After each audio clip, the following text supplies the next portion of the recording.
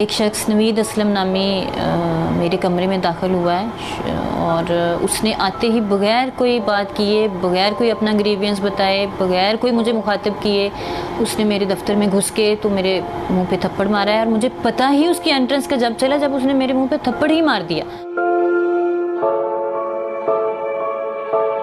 और फिर उसके बाद उसने मुझे बाजू से पकड़ा है, मुझे घसीटा है और मुझे धमकियां देना शुरू कर दी कि मैं तुम्हें जान से मार दूंगा, मैं देख लेता हूं।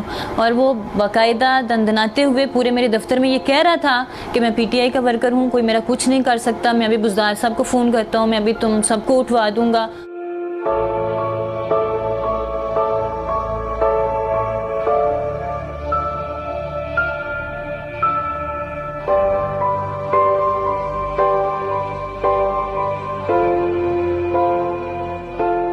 एफआईआर तो मेरी ही मुद्दत में दर्ज हुई है, लेकिन मैं वहाँ पीटती रही, मैं रोकती रही कि मुझे मारने की कोशिश की है इसने, ये मुझे जान से मारने की धमकी दी है, उसके पास असला भी था।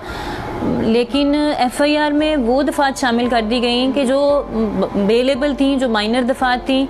और एक दिन में सिर्फ जो है ना उसने अपनी बेल करा ली है, सिर्फ अपना पॉलिटिकल इन्फ्लुएंस उसने इस्तेमाल किया है। अभी चंद दिन पहले ये जो मोटरवे वाक़या पेश आया उसमें सारा पाकिस्तान ये कह रहा था खातून क्यों, और स्पेशली सीसीपीओ साहब ये कह रहे थे कि खातून क्यों रात को घर से निकली, वो क्यों किसी मर्द को लेकर नहीं गई, उसने क्यों सुनसान रास्ता इख्तियार किया।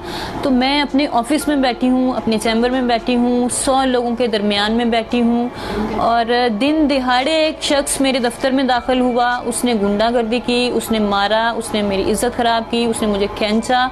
लेकिन अगले दिन वो अपने घर है बेल के बाद।